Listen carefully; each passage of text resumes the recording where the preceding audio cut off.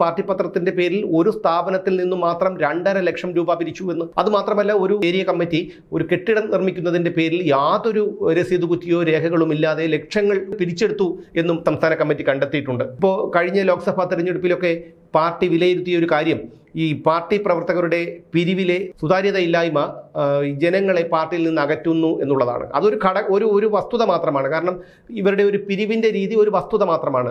അല്ലാതെ തന്നെ പാർട്ടി ജനങ്ങളിൽ നിന്ന് അകന്നു പോകാൻ ഒരുപാട് കാരണങ്ങളുണ്ട്. അതൊക്കെ ഒന്ന് വിലയിരുത്തിയാൽ അവർക്ക് തന്നെ മനസ്സിലാകും. അവർക്കൊരു പക്ഷേ മനസ്സിലായിട്ടും ഉണ്ടാകണം. പക്ഷേ ഇപ്പോൾ ഈ ഒരു സംസ്ഥാന കമ്മിറ്റിയിൽ തുറന്നു സമ്മതിച്ചിരിക്കുന്നത് നമ്മുടെ പാർട്ടി പ്രവർത്തകരൊക്കെ ഇത്തരത്തിൽ പണം പിരിക്കുന്നവരാണ്. അതുപോലെ തന്നെയാണ് ചില വ്യക്തികൾ പാർട്ടി നേതാക്കളുമായി, പ്രാദേശിക പാർട്ടി നേതാക്കളുമായി ബന്ധം സ്ഥാപിക്കുകയും അവരെ വെച്ചുകൊണ്ട് ഒരു ഒത്തുതീർപ്പ് സംഭാഷണം, അതായത് ഗുണ്ടകൾ ചെയ്യുന്ന അതേ ഒരു പരിപാടി തന്നെയാണ് ഇത്. ഇതൊരു പാർട്ടിയുടെ ലേബലുണ്ട്, മറ്റുള്ളവർക്ക് ആ ഒരു ലേബൽ ഇല്ല എന്നുള്ള ഒരു വ്യത്യാസം മാത്രമേ ഈ കാര്യത്തിലുള്ളൂ.